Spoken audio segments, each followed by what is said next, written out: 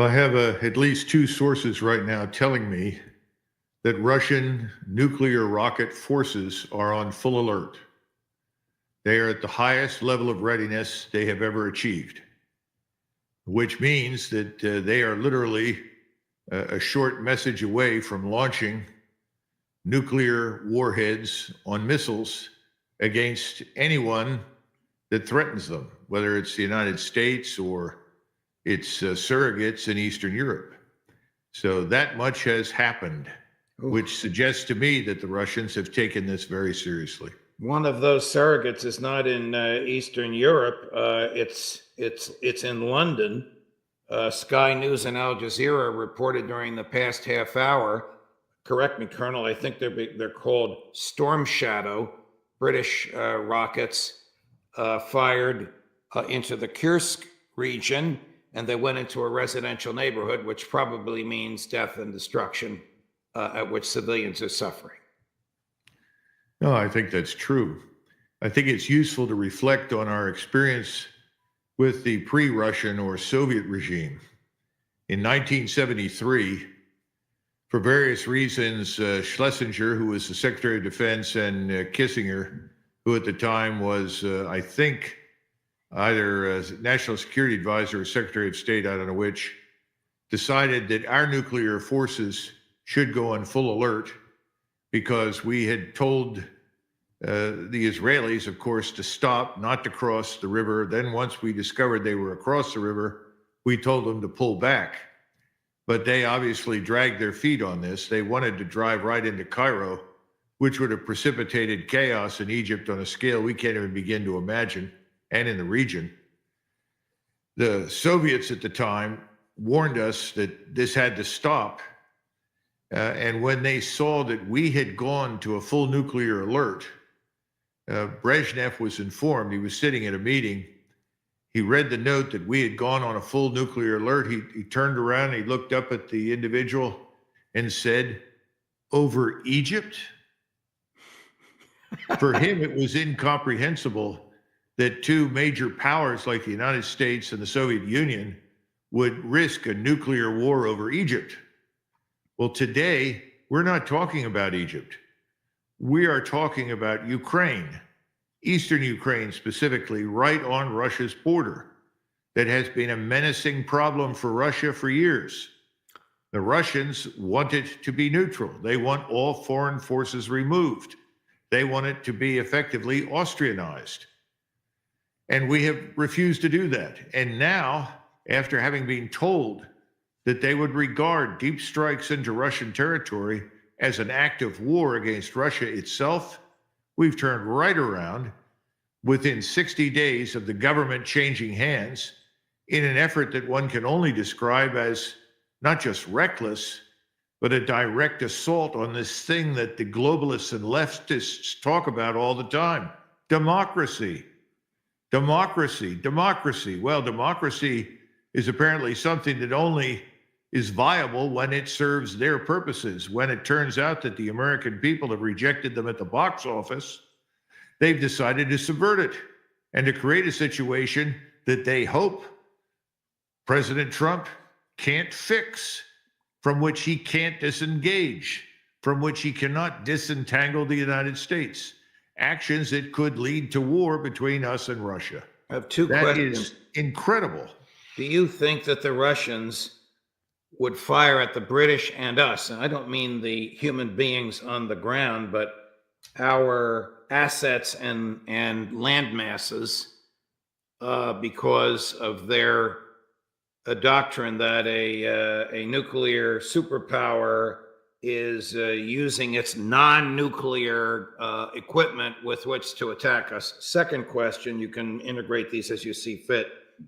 Do you think Joe Biden is trying to create an insoluble, catastrophic mess for Donald Trump, much as Biden believes Trump did by not getting out of Afghanistan on his own watch and left it to Biden to suffer for it? Well, the answer to the second question is yes.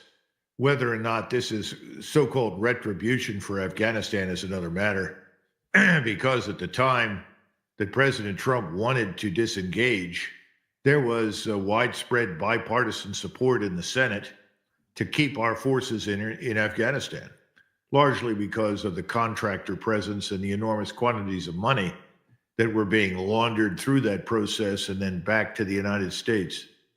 So I think the answer to the second one is probably yes, but the first one, that's difficult to know. I don't think that we should exclude it as a possibility.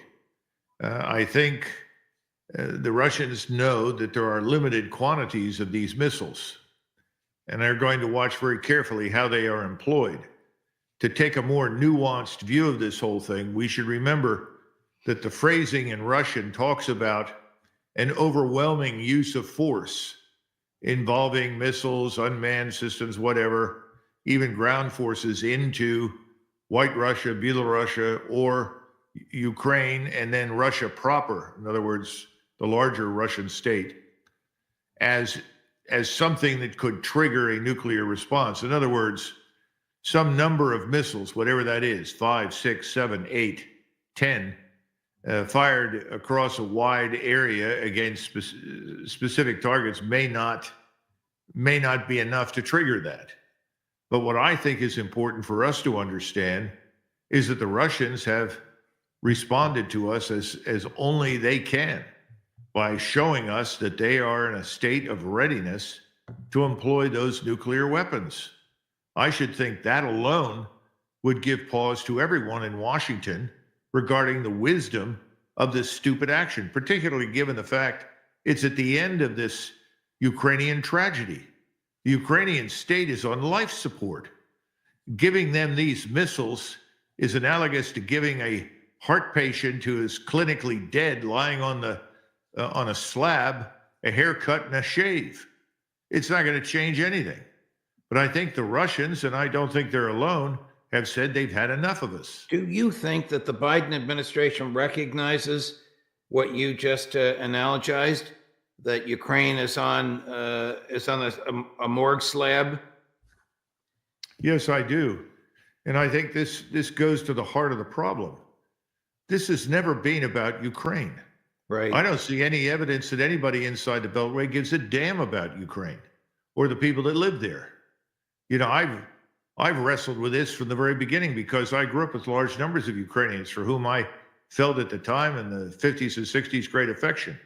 I don't hate Russians. I don't hate Ukrainians. I think this whole thing from the very beginning, as Donald Trump said, should stop. He said we have to stop the killing. He's absolutely right. These people, though, have always been interested in one thing, and that's been to harm Russia. Right. That's the goal. That's all there is. That's right. Right. Switching gears, Colonel, in order to explore your piece, how dangerous for the U.S. is its current relationship with Israel? I think it's extremely dangerous. It harkens back to Serbia's relationship with Russia in 1914. Russia was not allied with Serbia. We are not allied with Israel. Everybody keeps saying, oh, it's our best ally. That's nonsense. We have a relationship with Israel for reasons of history and, frankly, AIPAC. That's why we have a relationship with Israel. Israel is in charge of that relationship.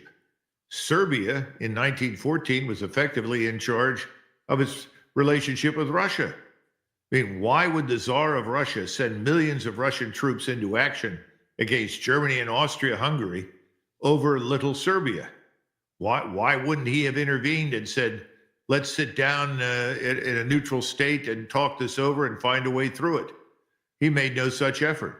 We haven't made any such effort. And it's very dangerous because they're calling the shots, not us.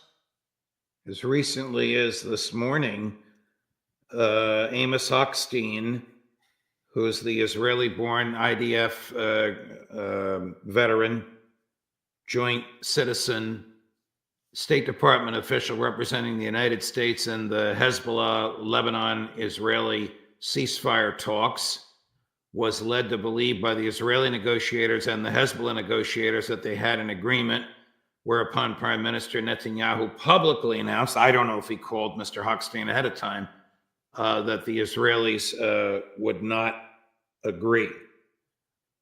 According to some of our other colleagues on this show, Aaron Mate among them, Netanyahu is going to play the same game in negotiating with Hezbollah as he played with Hamas. He wants war, war, and more war, and he will never agree to a ceasefire because he can't survive politically once the war is over. We've been saying that till we're blue in the face, but it is apparently true. First question is, how real was all of this? I'm beginning to wonder how much is real and how much is theater. Sometimes I think these discussions about negotiating a peace agreement or a ceasefire or something else really from the very beginning have been nothing but theater. Remember, I very early on, because I've seen the Israelis in action, I know them to be very intelligent people, particularly the IDF officers. From the very beginning, I've been skeptical of this 7 October event. I mean, where were all the reaction forces that could have been on standby that could have responded to this incursion? How could such a large incursion go unnoticed? Well, we know it didn't. We now know from people inside the Israeli intelligence community that a group of women whose whole mission was to focus on Gaza had found evidence for this attack and had warned the National Command Authorities. We know that the Deputy Chief of Staff for Intelligence in Egypt personally called and warned the Israelis that there would be attack on 7 October. So I have a great deal of difficulty with this whole thing from the very beginning. And now we've seen, thanks to Max Blumenthal, Aaron Mate, and a number of people, that while this attack was horrendous and disgusting, it was not exactly what was described. In other words, that many of the crimes attributed to these Hamas fighters were not committed. Baby decapitations, babies in ovens, and these kinds of things. I'm not saying that doesn't mean anything when you're being killed or murdered or brutalized or raped. I'm simply pointing out that all of this looked, to me, after I began considering it carefully, more and more theatrical. Well, here we are, what is it, 14 months later, and we're now mired in this miserable war that I think originally Netanyahu and his cabinet thought would last 30 days. I think they thought that they could drive 2 million people out of their homes or kill as many as necessary to get them to leave. It hasn't worked. They're prepared to do the same thing on the West Bank against the Palestinians that live there. There are over 1 million Palestinian Arabs there. There are almost 2.1 million Palestinian Arabs in Gaza. And now they're doing the same thing to southern Lebanon. And in the midst of all of this, they have now returned, almost like a compass returns to true north, to Iran. That the real solution to Gaza, to the West Bank, to southern Lebanon is to destroy Iran. And what's the goal? Destroy Iran, a nation of 100 million, which has enormous resources, enormous capabilities that the world needs and wants, that has powerful allies, even among those who were previously opposed to it, and now are willing to support it and protect its sovereignty. This is not Iraq. This is not a relatively small nation with a dysfunctional army in 2003 that can be overwhelmed in short order. This is a major power in the region, and the region needs it. Even the people in the region that may not like it have concluded we need Iran. And we are now tasked as Americans and the United States Armed Forces with the mission of destroying it for Israel. Does that make sense? No, it doesn't, Colonel. Will Israel attack Iran without the active assistance of the United States? Well, I don't know the answer to that, but thus far we've seen evidence that they won't, because they were reliant on refueling assets from the Royal Air Force that may also be involved, but I'm not aware of it. They can't do the things they want to do without our space-based reconnaissance, intelligence, surveillance assets. So I don't think they will, unless they're fairly certain that we'll come to their aid. And I think the whole thing from the beginning has been designed to provoke Iran into launching a really destructive attack, which Iran can do. Iran can do enormous damage to Israel. and it has been reluctant to do that. And I think the reason is they know that that will then be used as the excuse to bring in the United States Armed Forces. See what these Iranians did? And nobody pays attention to the fact that they'd been attacked by Israel first.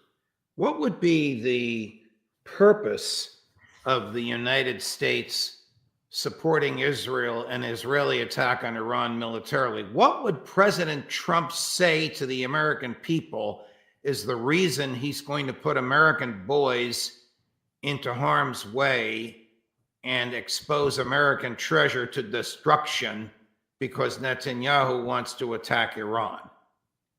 My suspicion is that he will say exactly what President Biden has said. And you can go read these words. They come straight from AIPAC. And this is essentially what the former Prime Minister of Israel, Naftali, said. Iran is the seed of all evil. Iran is the head of the alleged octopus.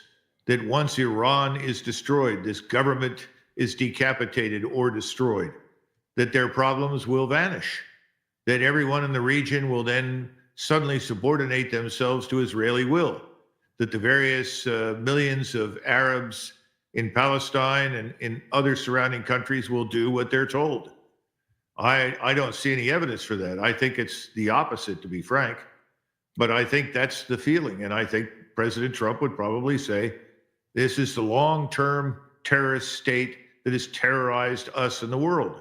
I don't sign on for that description, but that has been played up in the American mainstream media, as you know, Judge, Right. certainly for at least 20, probably 30 years. So what would be the purpose of an American attack on Iran? To reduce its nuclear capabilities, which are a mile below ground, to destroy its oil refineries, which China's not going to like very much at all? What would be the purpose of this besides satisfying AIPAC and the sort of prejudicial, maniacal rantings about Iran as the great Satan? I think certainly the nuclear facilities are at the top of the Israeli target list. And they're determined that we use the best weaponry at our disposal, certainly from the United States Air Force, to deliver the bunker busting, ground penetrating capabilities that will destroy the facility.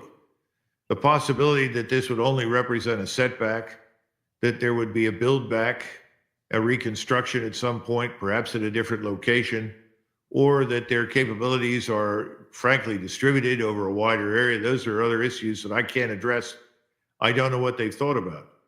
Now, as far as the oil production refining thing is concerned, I think there's a lot of tension between Washington and the Israelis over this, because the Israelis would just as soon destroy it. They would like to reduce Iran to a state of total poverty and incapability, incompetence, and to turn them into a, as we used to say many years ago, bomb them into the Stone Age. I think that would be the preference. That's not necessarily ours. In fact, I don't think it is, because we understand the larger implications. But can we control the Israelis? I think there's some evidence that we could. I don't see much evidence that we have. Is there a strategic cost to the United States of not participating in an attack on Iran with the Israelis? Strategic cost, not political cost, strategic cost.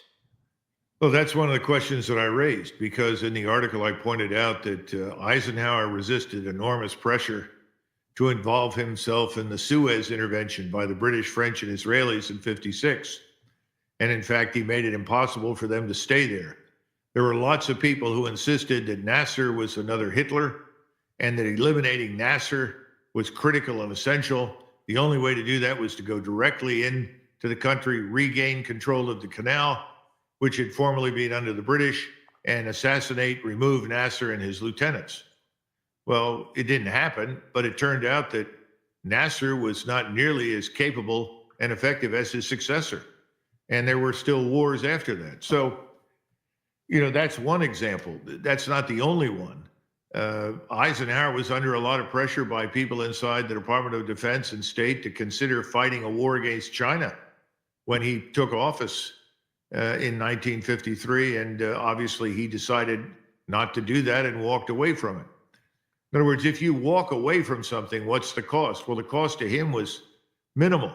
Right. I don't think the cost to us would be very great at all. In fact, I think the opposite would be the case, because right now the cost to us strategically in that part of the world, and I would argue through most of the world, certainly outside of Europe and North America, has been horrendous. We have lost any credibility that we once had as this paragon of justice and fairness, as standing for what we think is right. And particularly, we talk all the time about human rights. Well, what about the human right to live, which is the one that is being deprived right now from the Palestinian Arabs and others that don't agree with Israel? I know from being a journalist myself that you don't always get to control the title of your article, but if you chose this title, Trump and the Storm of the Century, why did you do so? Because this event in the Middle East has the potential to be much like the events of July and August 1914. Iran is far larger than Serbia, far more capable and powerful. It has friends. These friends will not desert Iran. We have tried and have been unable to isolate Iran from China, from Russia, from India, and any number of countries in the world that want to trade with Iran. Now we tried very hard with the Abraham Accords to drive a wedge between the Sunni Arab states and Shiite Iran. That has failed. China came in and brokered an agreement, and all of the peninsular Arabs have come around to realizing they don't have to fight Iran, and Iran doesn't have to fight with them, and that together they can all be prosperous and make a great deal of money. And that is where their heads are. So right now, you could end up in a regional conflict that actually becomes global. Because if you're sitting in Russia dealing with this man Biden and his deep strikes, where's the incentive for the Russians to help us in the Middle East? If you're Chinese and watching all of this and listening to the utter nonsense about Taiwan and why we should put our entire nation at risk for the defense of Taiwan when there's no evidence the Chinese want to attack it anyway. But the bottom line is they're not going to take us seriously either. So why not line up and align yourself with Russia? And there, of course, is India. You start adding up the numbers, you have the largest body of the human population on the planet arrayed against you. Why do we want to do this? Hello guys, welcome back to my channel. Today I am back with another new video. In this video, Douglas MacGregor has discussed about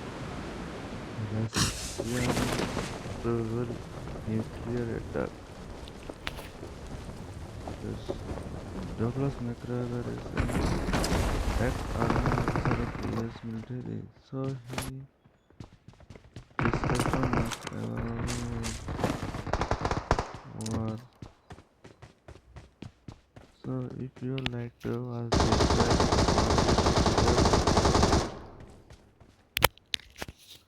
then you can subscribe my channel. I need a weapon. You can watch each and every Help! I need a video weapon. from my channel.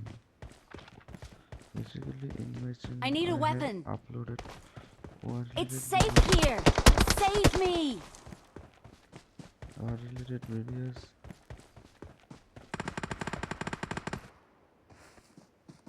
Excellent work.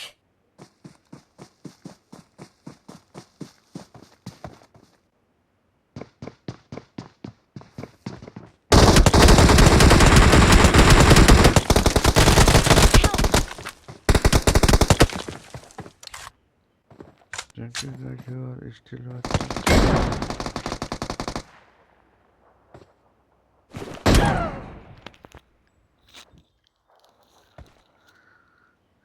Thank you guys who are still watching.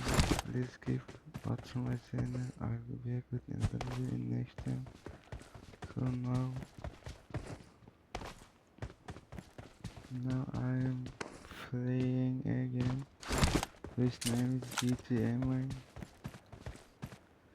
Now there are two enemy has killed our two teammates. include me. So let what's happen in next in the match. One of my teammates is searching for gun. I think he also a good player.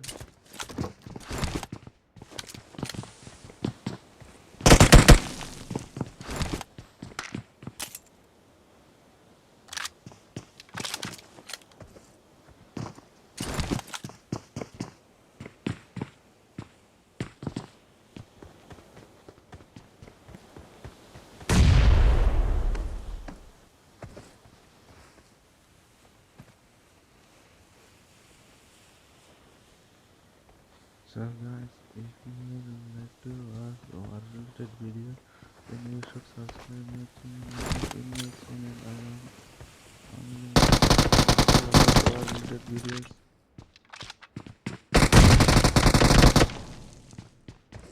My teammate has finished two guys in one of these MacGregor.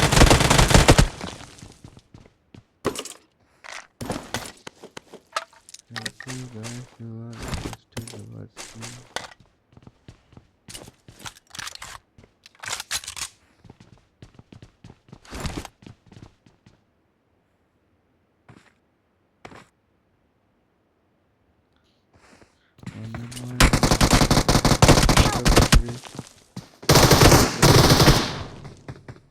Other of my teammate has finished with someone.